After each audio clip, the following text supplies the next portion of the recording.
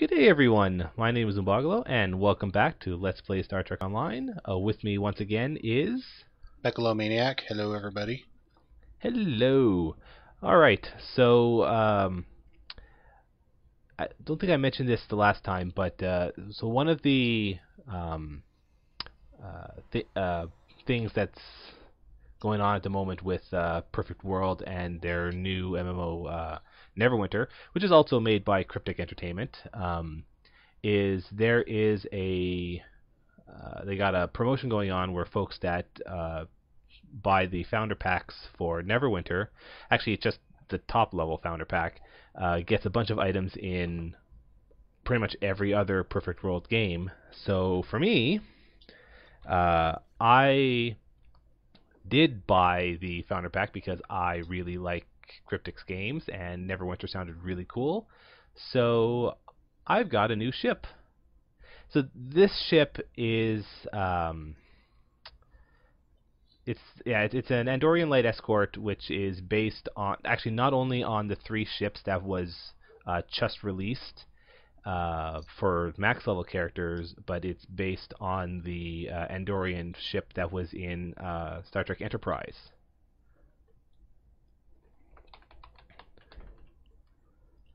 Yeah, I had to go look that up after they released those to see if they were just pulling the designs completely out of nowhere, if the Andorians ever had ships.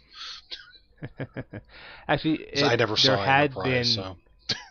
there actually was a lot of calls in the Star Trek Online forums from people who wanted to have Andorian ships in the game.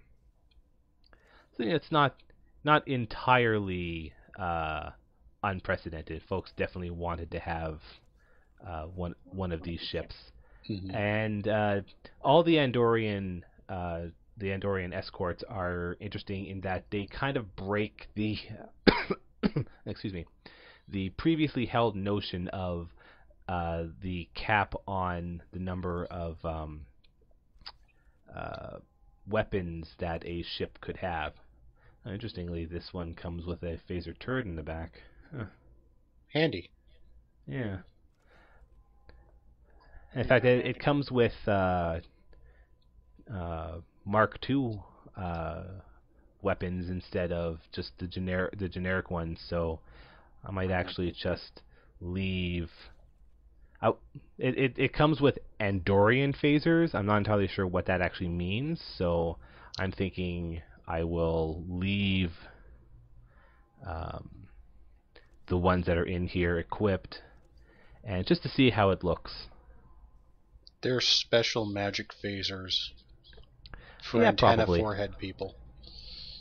Yeah, something like that.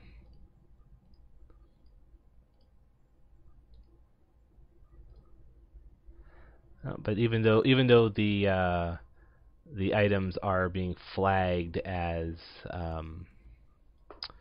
Mark IIs, they are still not giving any money when you sell them, which is really to be expected.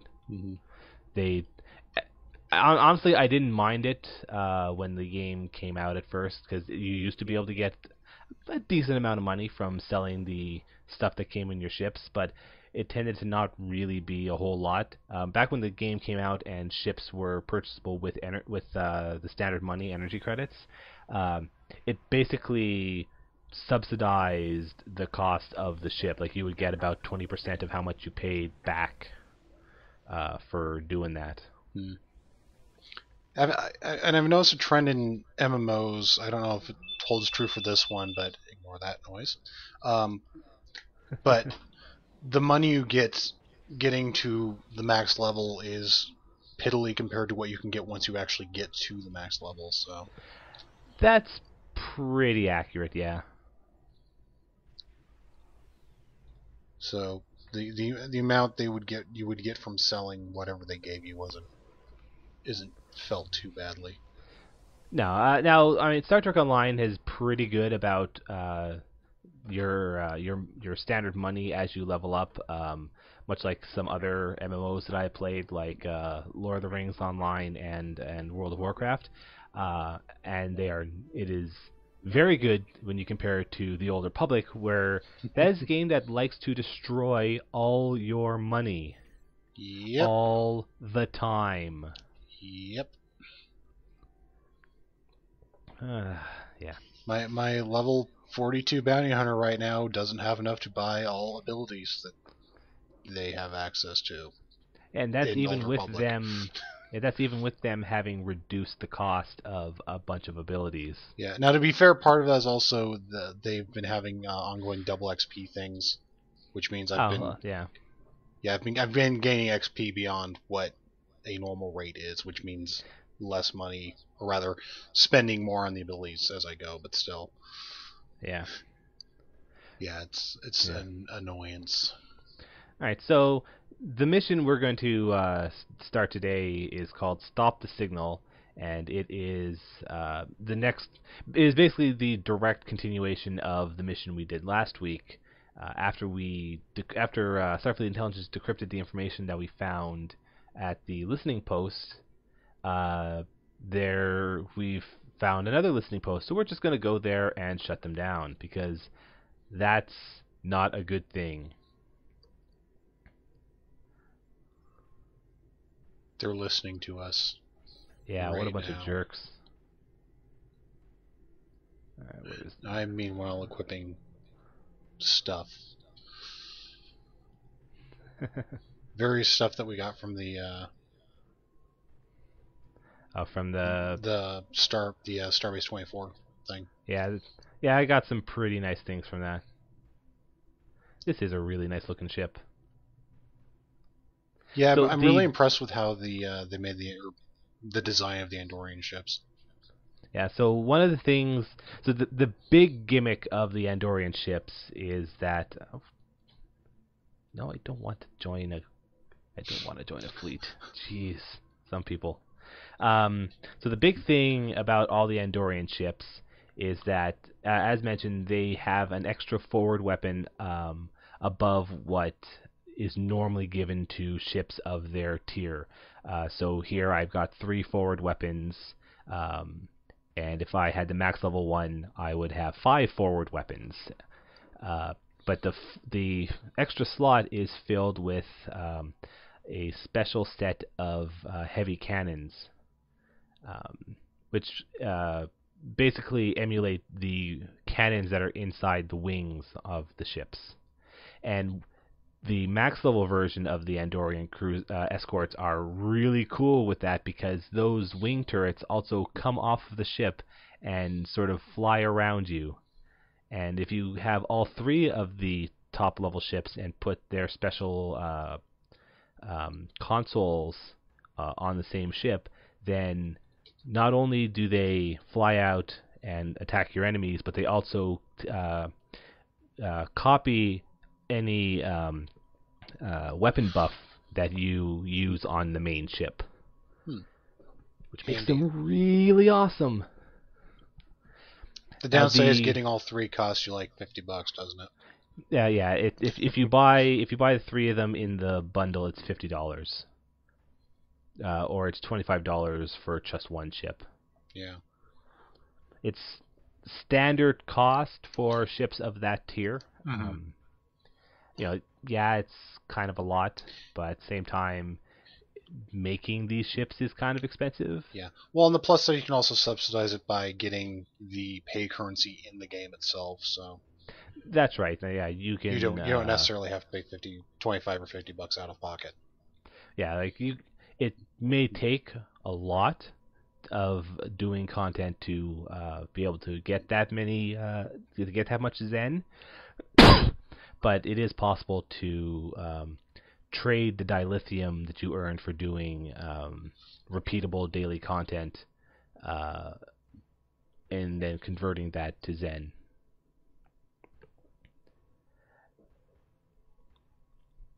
And I am right behind you. Oh, you are? Mm-hmm. Oh, yep, so you are. Yay.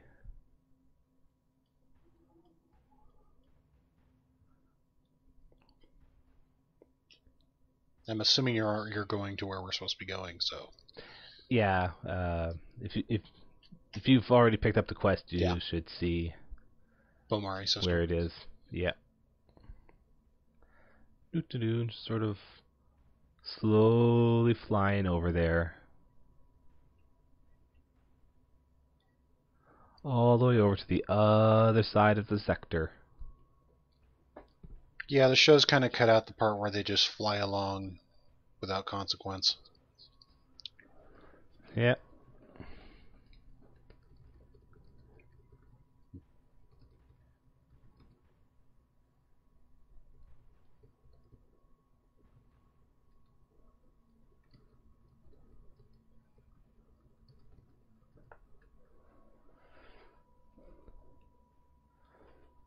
Here we are.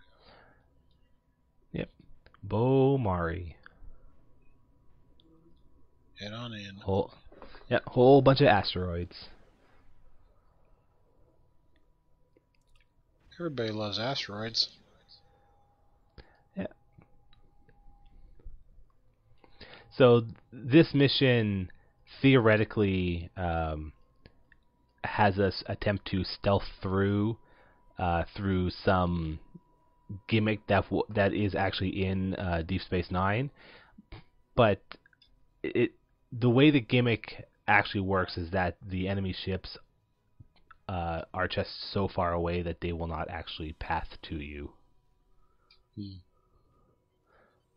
Because in space, 21.7 kilometers is an insane distance.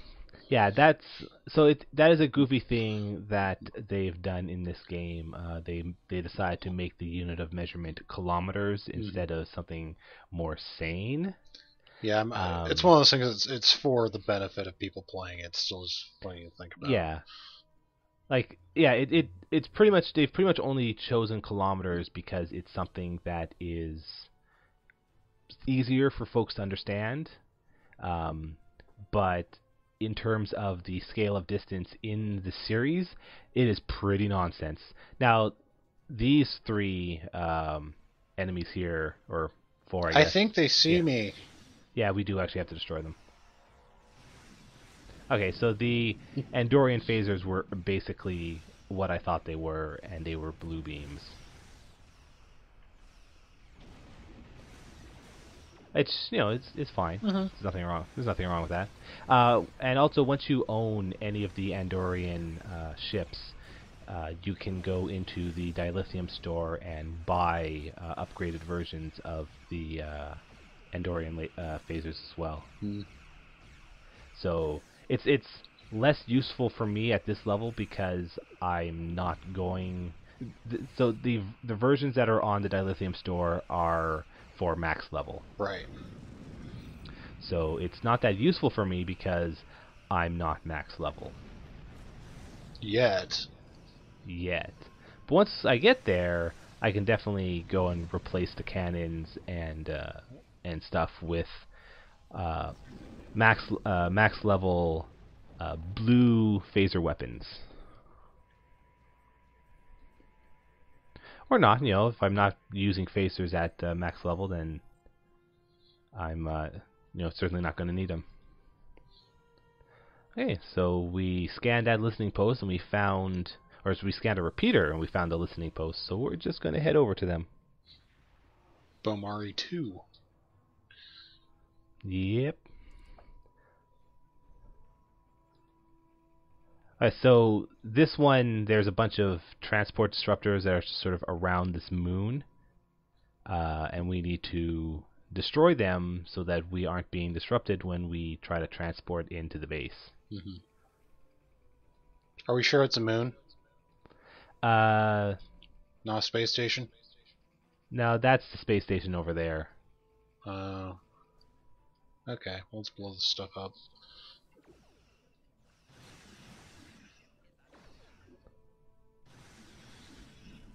And unfortunately, it is just a research station, not a fully armed battle station. Tisk, Because I see what you are doing there.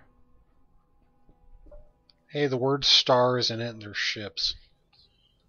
Are you going for that one? Yeah, I mean... I will follow you so as not to get murdered brutally. Oh, fine.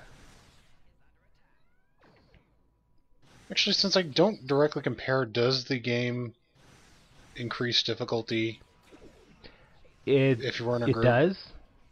Um, I I know that there are a lot of missions where it will scale up. In fact, I'm pretty sure it does because that enemy group was uh, two smaller ships and a battle cruiser. Hmm.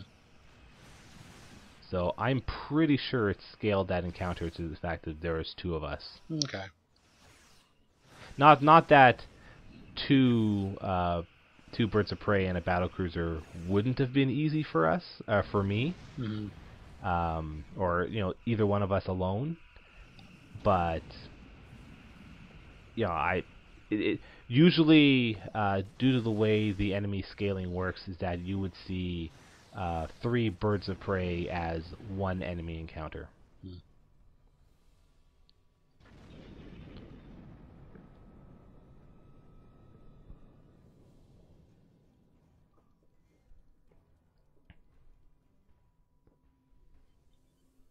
Takes a minute for the full impulse to kick back in. Yeah, you can only do that when outside of combat. And sometimes it takes a little long for combat to deactivate.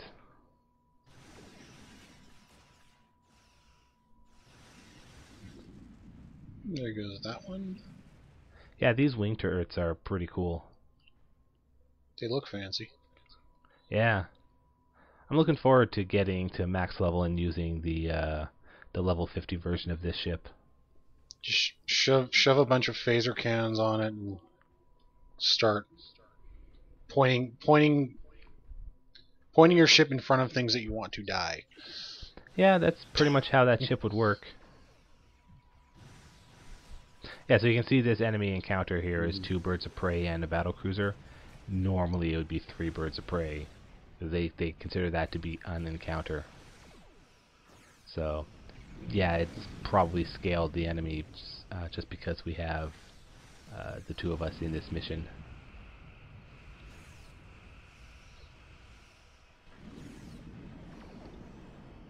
One thing that is unfortunate about all the uh, various Tier 1 alternates is that you don't actually fly a Tier 1 ship for all that long. Yeah.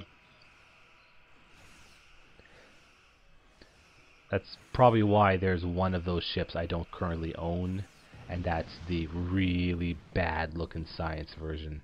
That's the Oberth, right? That's the Oberth. Yeah, the Oberth just looks so bad. It's not as bad as many of the science vessels in this game, but it still looks pretty bad. Yeah, looking over them last week, it's not as bad as I was expecting, but or as I had thought, but it could still be better.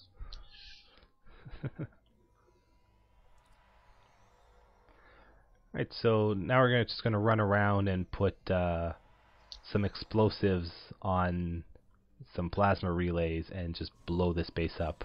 It's the Starfleet way. Yeah.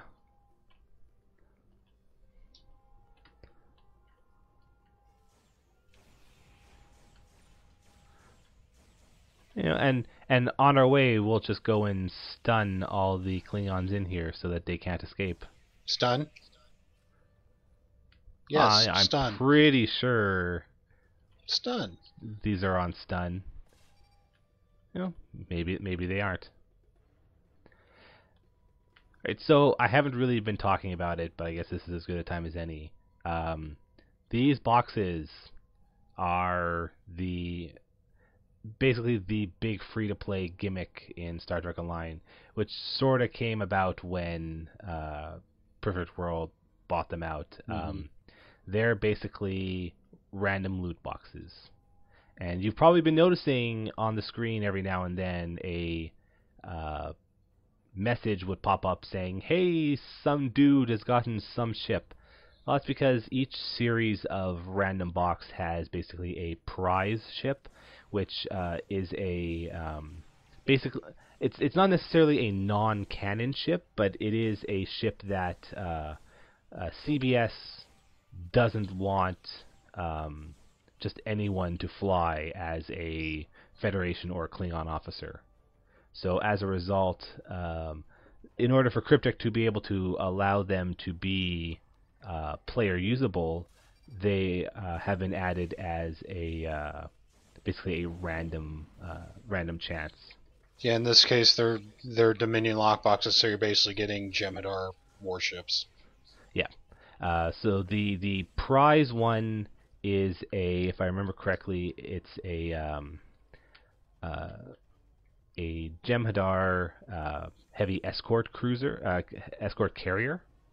Um, and in addition, when you open up any of these boxes, like they have a random chance of a variety of things. And for the most part, the cost of the things you get in a box is basically equal to, if not higher, than the cost of the keys to open the box on average.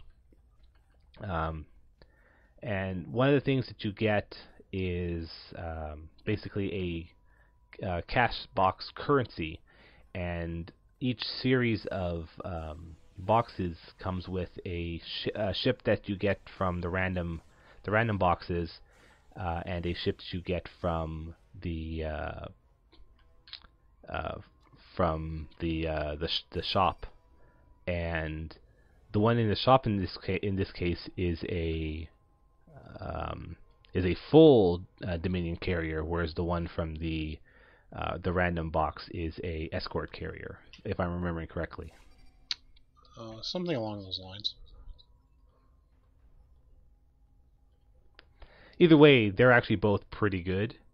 Yeah, they look nice. Yeah, they look really nice. And if you buy the one from the currency shop, it actually unlocks the ability to... Oh, hey, look, there's an Undine. Gasp. Maybe that's why the data we found from the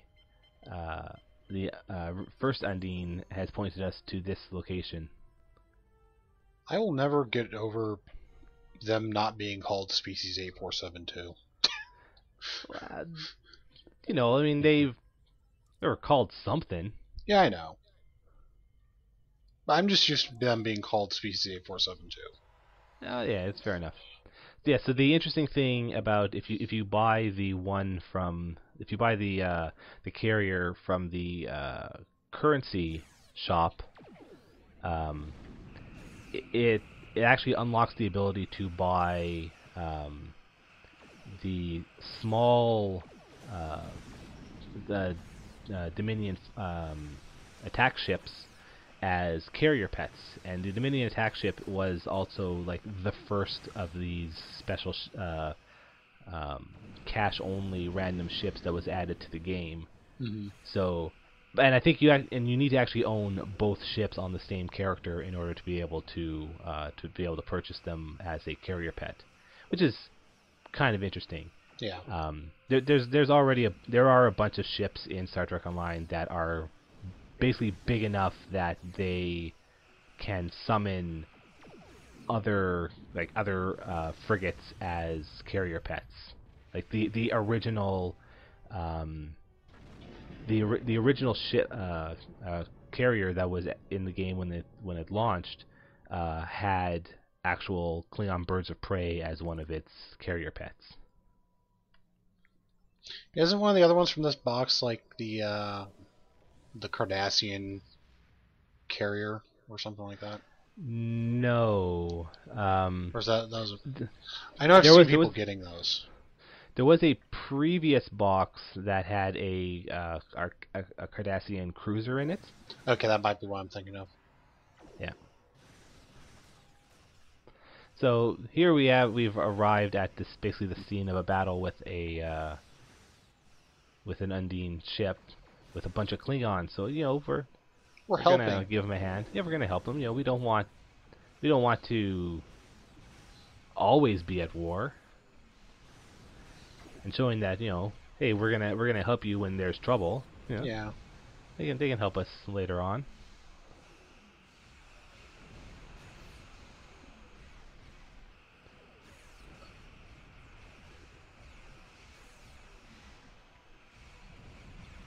Yeah.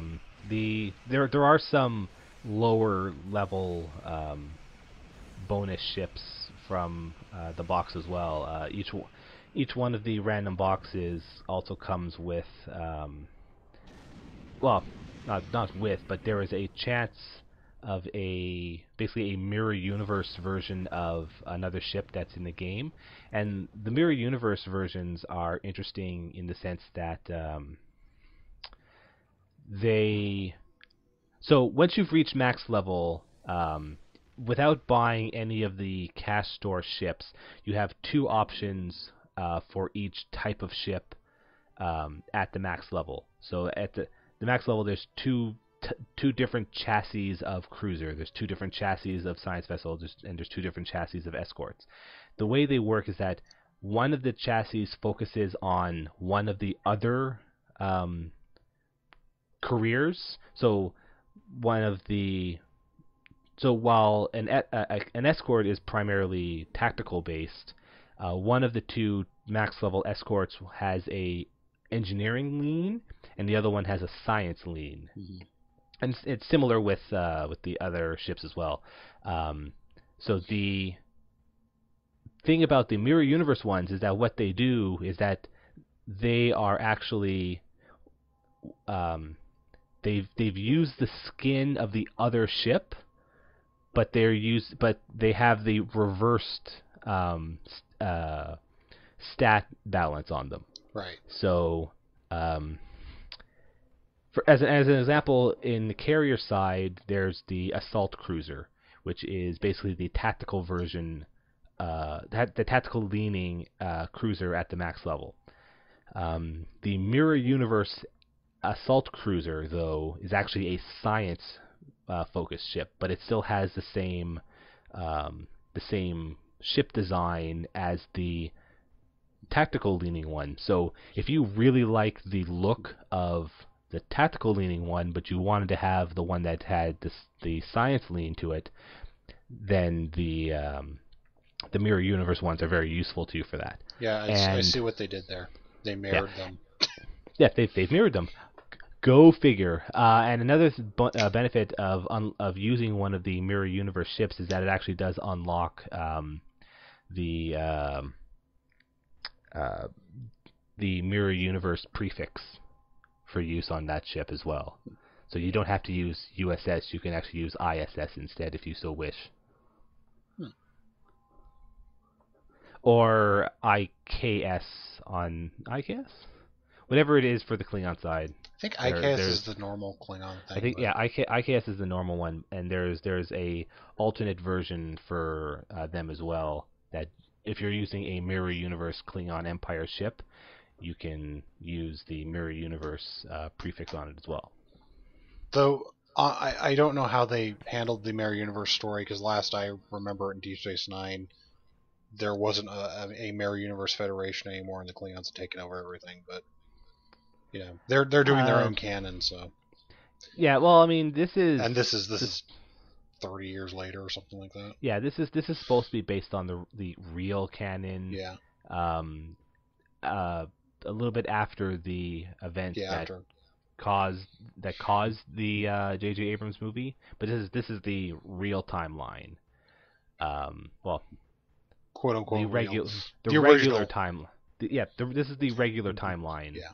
Set some amount of years after the events that caused the events that resulted in that movie. Yeah, which given them letting them do this, it's probably their ambition that, hey, we're not doing this ever again. So, well, yeah. This and then the novels, which I'm pretty sure the novels don't. They went off doing their own direction too. I don't know. I'm not. Yeah, the novels have been entirely their own canon for years. I'm not that up on the Star Trek expanded universe. Yeah.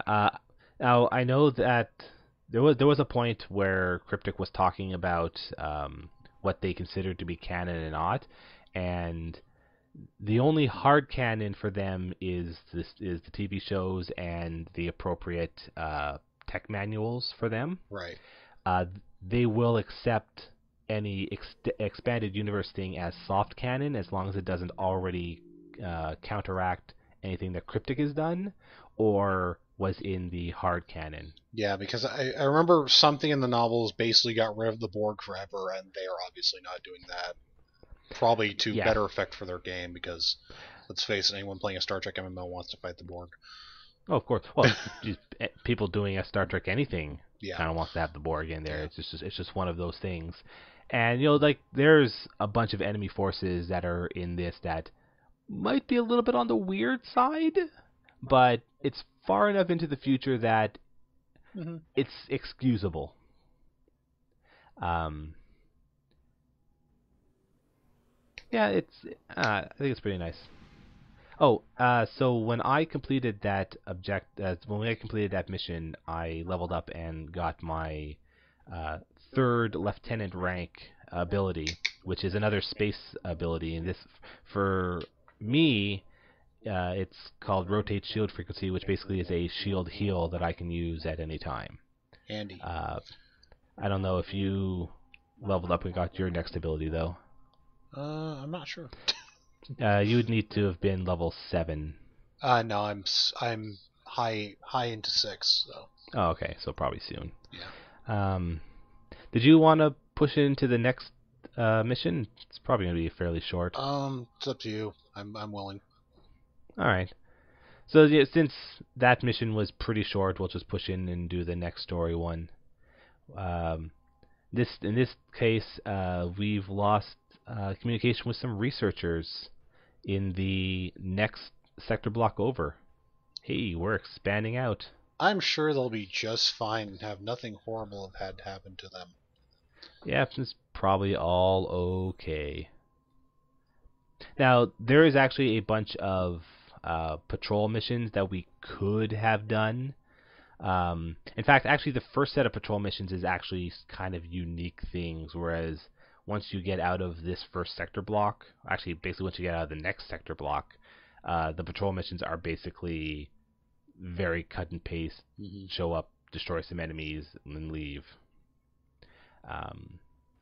They used to actually be tied to an actual quest that was given to you. Now there's just, as you fly past a sector that has one of these patrol missions, you can see right here, it says as we fly by Donia, we see Right. Patrol Donia system. So we could just go and do the mission as we're flying by. But with the way that XP is gained at this point in Star Trek Online, we really don't need to be doing every single mission that comes our way. In fact, once we start going into playing the featured episodes that have been thrown into the normal leveling path, like those missions give kind of unnatural amounts of XP compared to other missions of their category. Yeah, it's pretty smooth leveling curve. Yeah, it is pretty nice, and it's nice as well because once we basically get out of the majority of the first storyline, so to speak, a lot of these missions will actually start taking quite a while to complete. So it's very nice that they are very profitable with their XP.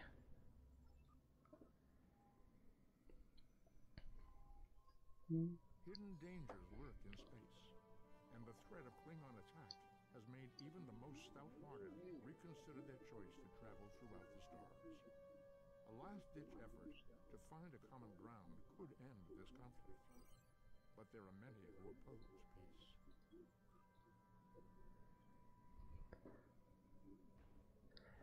It is pretty nice that they managed to get Leonard Nimoy to do some voiceovers for the game. In fact, it's really nice all the people that they managed to get to do some voiceovers for the game. We're gonna come across a few more as we get into some other missions later on. Special guest stars. Yep. Now they don't actually advertise them as special guest stars, like in the mission, but yeah, they are special guest stars. It's funny because I know one mission there is I can't confirm it, but I basically hear the voice of the guy who played Nog on Deep Space Nine. But I mean, he's not Nog, so. Oh, okay. He's like some No, random. yeah, Klingon. he's not. Yeah, he's not. Yeah, Nog himself is not actually in the game. Actually the number of canon characters that are also in Star Trek Online are pretty small. Yeah. Um, I know you do some. This is going ahead, but I know you do some stuff later on with Tom Paris and B'Elanna Torres' daughter. Yep. But well, we've neither of them themselves. Yeah. And we've already met.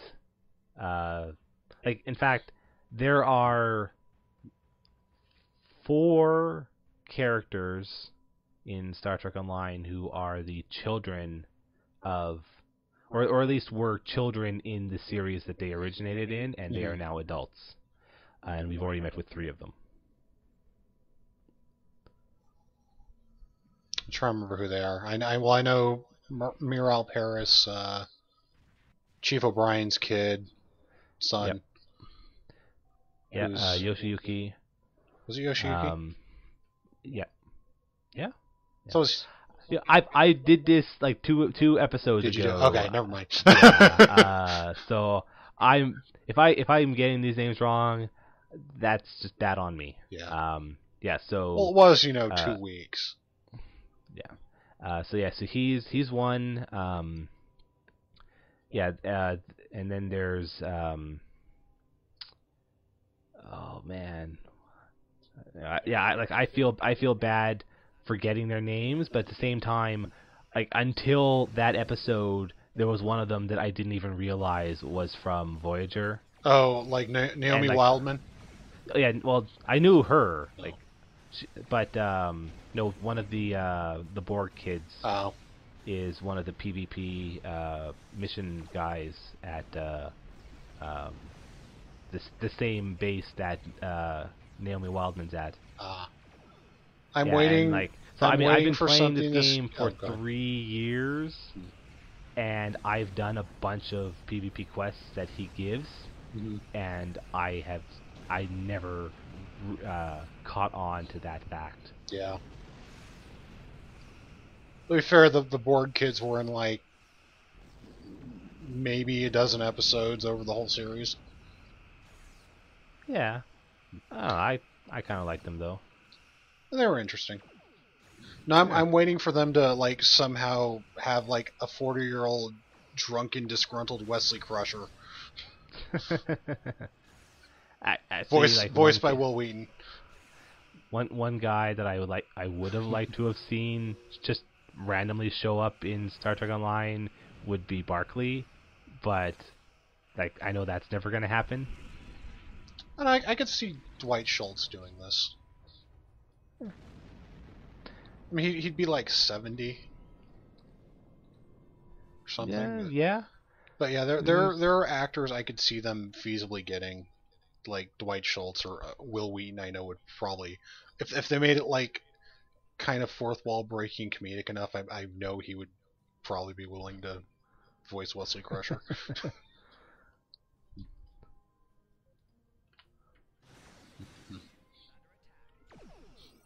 In fact, there is one of the patrol missions is in fact you going around and fixing satellites that are searching for crusher particles. So he's at least referenced.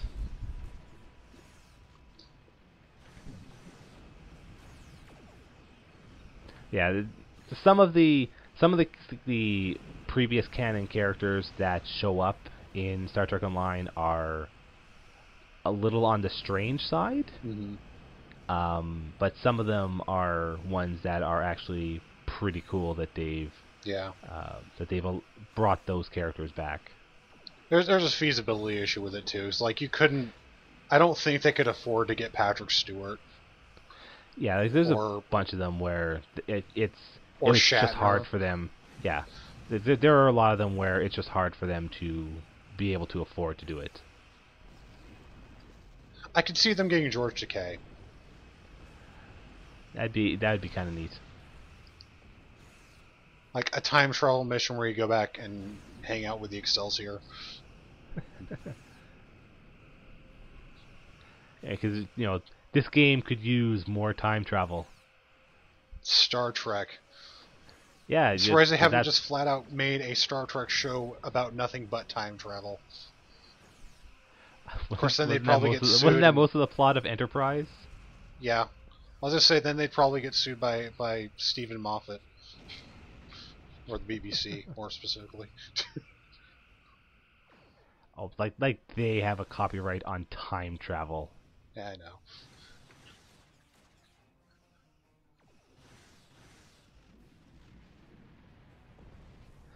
Right, so we've blown up all the Gorn that have been terrorizing the satellite, so we might as well see what's going on with it. Now we get to transport down and rescue the research team. Surely they will be 100% fine. Yeah, surely. Yes, when I was going to make my character for this, I was actually torn between either, because I'm doing completely non-serious things here with it. I was actually considering making a Time Lord.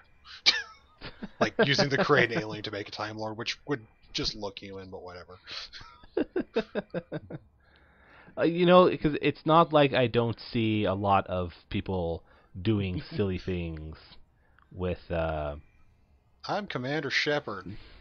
Yeah, like I've seen a bunch of Commander Shepards, or at least people who have called themselves Commander Shepard. I've seen... Okay, here we go. So this mission is actually basically a tutorial for devices. In this case, they give us our first one, which is a infinite use fire suppressor, which actually does do things in later missions.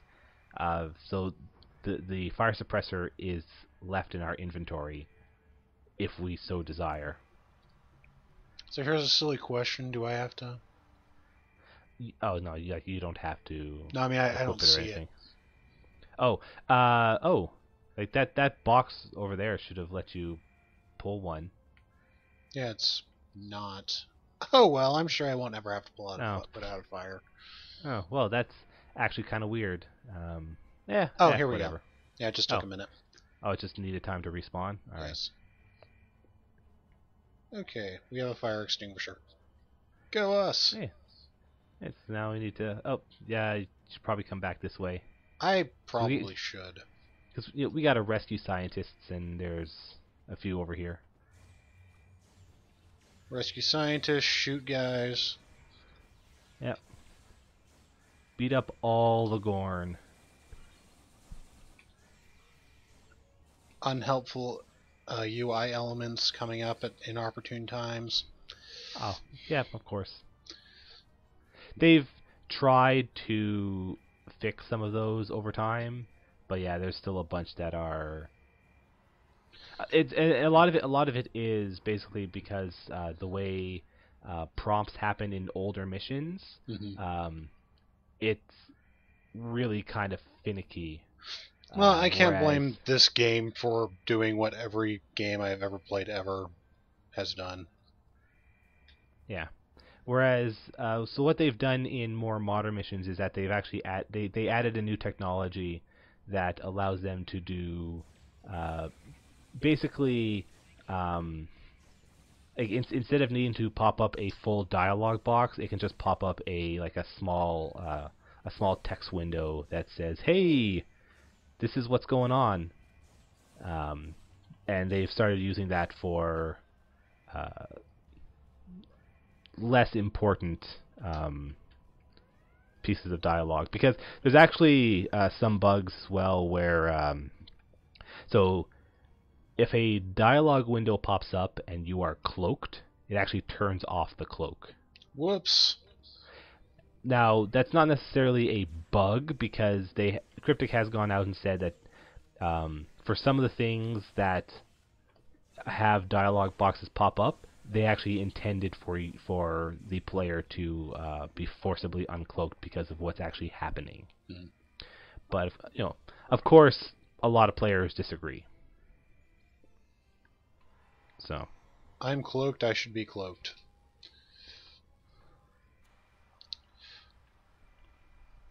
So funny thing about this mission and giving you the fire extinguisher and then sort of teaching you about using devices is that the fire extinguisher is going to be the only reusable device that you are going to have for a long time. I wonder if I can, here, does this do anything to you? No. Aw. Oh well. Now, well, from the looks of things, it actually it seems to say, like, it looks like it had something added to it since this mission was first created, because if you look at the ability of the fire suppression device, it says it will remove bleeds now. Because clearly you are suppressing the blood or something. Well, I'll tell you what, next time I cut myself by accident, of course, not on purpose, I'm not emo, I will spray myself with a fire extinguisher and see if it fixes everything. Okay. And I'll get back to you on that. Thanks. One thing I really like about using the fire extinguisher, though, is that it does show damage numbers when over the fire. I've always really liked that. I will do HP damage to the fire. Yep.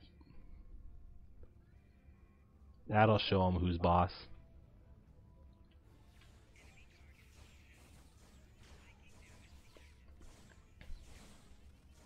Yeah, where's it going? Where's it going? Come here, come here, come here. Were you trying to punch I was trying to do a Kirk punch at it. Speaking of, you've seen that new ad for the new Star Trek game? Yes, I did. That's why I was doing that. Yeah, that ad is so ridiculous. It's hilarious. Which, if people out there are wondering, there is an ad for the Star Trek game based on the new movies that has William Shatner playing with a Gorn and then breaking into an old school 60s Kirk fight with it. and of course they are old, so they are out of breath as they are reenacting the scene from the original series. Yes, it's pretty funny.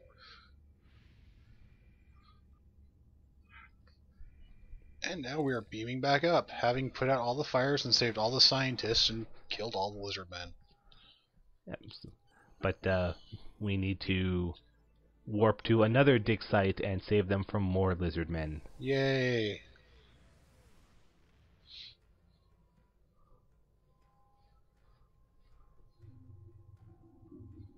Oh, but first, we've got some Gorn in orbit, so we should probably blow them up. Probably.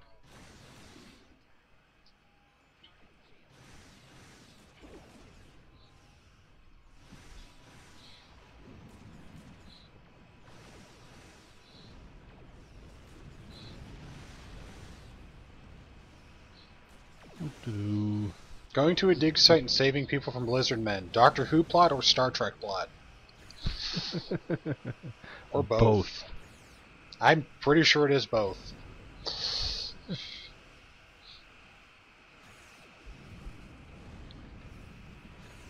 I could see it. That said, there has been a Doctor Who Star Trek crossover in the recent past, so... Yeah, there is, and I haven't seen that yet. I think I've been hearing it was pretty good, but I haven't actually had an opportunity. I haven't read it either. Yeah. But given who wrote it, it probably is pretty good. Yeah, I know they take advantage of the fact of having multiple doctors too, so it's not like there's apparently a bit with where the fourth Doctor interacts with the crew of the original Enterprise. Oh, that's pretty cool. While the main story is the current Doctor and the Next Generation crew.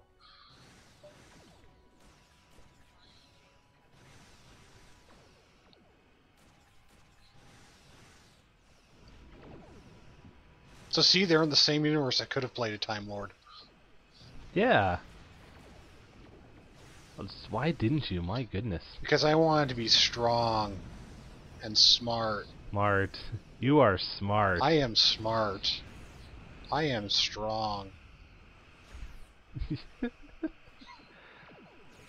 Yeah, those guys are pretty great. Oh, they were.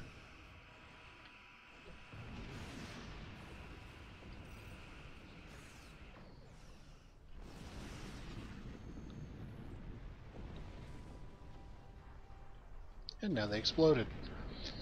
Yeah.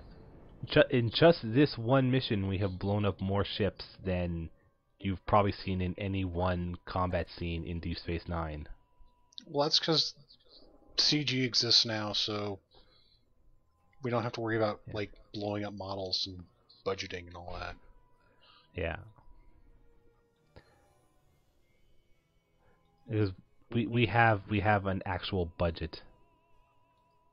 Well, Sort of. sort of. Well, video game budgets are easy. Yeah. To be fair, I'm sure if Deep Space Nine were made today, and they could probably throw in a bit more ships since once they have all the models, it's just animating it. It's not that much. Yeah. I mean, Deep Space Nine was still doing really ambitious things for a TV show back in the day, so. Yeah, it definitely was. Okay, this one part takes a bit of time. So we need to go around to. Oh, there you are. Oh, I remember this. Yeah. So we just need to go around to these beam poles, defeat all the guys around them, and turn off the shield generators.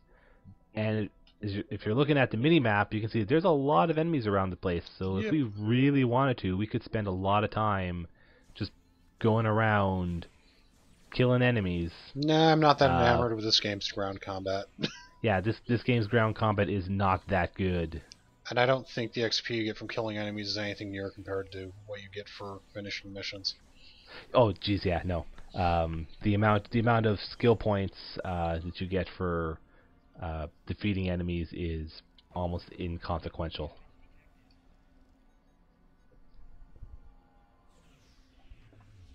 I swear I will punch a Gorn, or rather rifle butt a Gorn by the end of this. Oh, well, I'll stop killing them so quickly. Well, it's not just you, it's the crewmates. Yeah, there's them. This mission has a lot of Gorn, so I mean, like, if you wanted to go and beat up Ra Wick there. What? Nah, I'll wait till we actually. Oh, hey, he's big. Yeah, he's a big guy. Come here. Punch. See, he even lifted his hands for you. Punch. Yeah, so I am strong. Yeah, I think I mentioned this in a previous video, but yeah, each when you have any weapon equipped, you have 3 attacks. Your primary attack, your secondary attack, and a melee attack using that weapon. And since a lot of the weapons are two-handed, the third attack is basically just rifle butting someone or slamming. I would imagine, because I haven't actually used the beam minigun ever since they've fixed the way the weapons work. I would imagine that is just trying to ram someone with the minigun. It's something along those lines, yeah. I used one on my other character. Yeah. Cryptic actually has done a pretty good job over the last year of making melee combat something that's actually useful. As technically, melee combat's always been in the game, and there was even a bunch of skills that you could get which straight up gave you special melee attacks. But melee combat has always been just kind of bad, especially since like there was really nothing that gave you benefits to melee combat, or even like all your. I don't even know how melee damage is calculated when you use one of your like when you use your ranged weapon to rifle butt someone. Like I don't know if it's just a fixed. I know I wasn't doing much based just on now, something. so Yeah, it's. But there actually are melee weapons in the game now, and a few more things that give you benefits for meleeing people. And in fact, there are a bunch of encounters where meleeing dudes instead of shooting them is actually a good idea. Like for the longest time, one of the endgame dungeons, since it was against the Borg, and the Borg would adapt to your weapons, it was actually a valid strategy for people to bring one of the very few at that time melee weapons with them, and attack the enemies using that. that makes sense. That makes so much sense. You wonder why they didn't do it in the show. Yeah, because there are very few real melee weapons. Like, in fact, at that time, the only melee weapon really in the game was somehow finding a bat'leth. And unless you were a Klingon character, getting a bat'leth was actually kind of hard. I imagine Klingons just get one for free. Or I don't think as a quest, probably. Actually, I think they did actually start with one, or was able to get one fairly easily, and then they could also buy them from their home world. Yes, I'd figure it'd be like Klingon Rite of Passage or something. It wasn't part of it, like maybe not at first. I think the current tutorial for Klingons does in fact include getting a bat'leth, but at the same time, the current tutorial for Klingons was made after they've made melee weapons actually worthwhile. They ambushed us. I know that Cryptic has said that they really want to get the folding swords from the new movie into the game at some point, but that's probably held up because they are still having problems getting anything from the new movie into the game. And they've said that they definitely want to get like the costume. At the very least, they want to have the costumes, potentially the bridge, and maybe the eye bridge. They want to have they want to have the new bridge. They would like to have the costumes, and they would like to have the sword. I wonder why they're so protective of that kind of stuff. Part of it isn't really protective. Well, I mean, I guess it is if you consider the copyright, but I mean the problem is that anything TV is owned by CBS, but anything movie is owned by Paramount. So there is a big problem with that as a result. Oh, he got away. Yeah, what a guy! It's sort of escaped. He knew he was getting an ass kicking from my packlet. Yep. And like I am not surprised that he would want to run away in shame from that. 'Cause I am strong.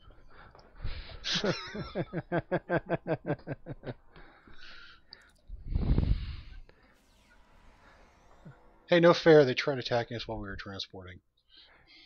Yeah, and we moved while transporting. So these just Gorn think that they own the planet. Maybe. I don't know. Well, but it doesn't really matter. We're just going to blow them all up because they were being jerks. Including the hostage ship. Yep. Oh, no, we need to disable the hostage ship. That means firing weapons at it, right? That's right. Okay, I can do that. We will tactically hit its weak points with our photon torpedoes. Right. That counts as disabling, right? Right. Firing laser weaponry phaser weaponry, and high yield explosives at them to disable them. That works. Oh yeah. Works every time. Okay, we'll stop the thing shooting at me first.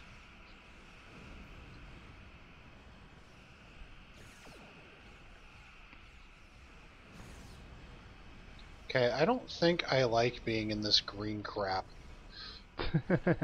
No, you probably don't. Because I think you're in a... Yeah, I think you were in a eject warp plasma field. Whoops. Yep. Slows you down and causes damage over time. I think I might explode here in a second. Aww.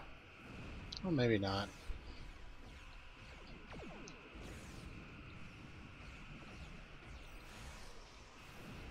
Because I've got these draining guys on me. Because I was tanking the two of the ships.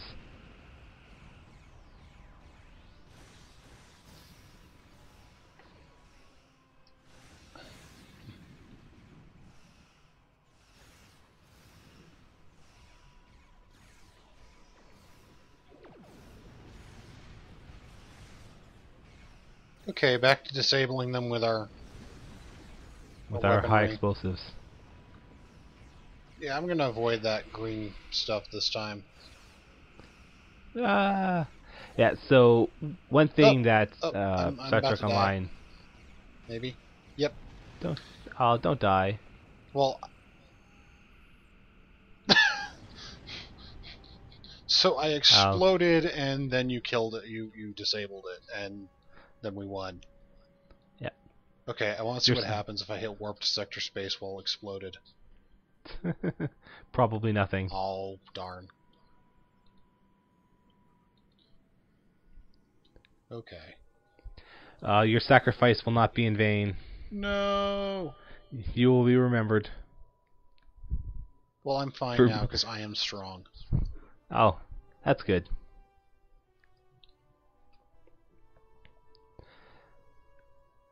Oh, so then we can just...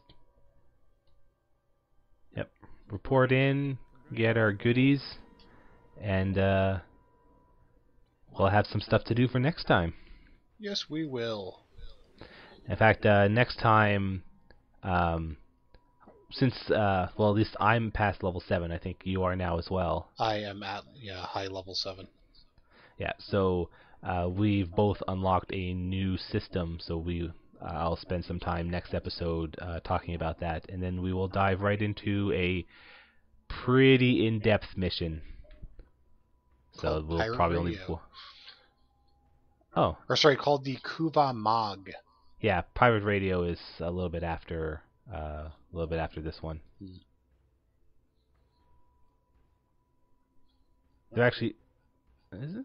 I think no, the sorry. part is just called Pirate. Oh, I see. The goal is to pirate a radio. Oh. I think. Yes. We'll find out next time. Pirate Radio is the name of one of the sub-missions in the full mission.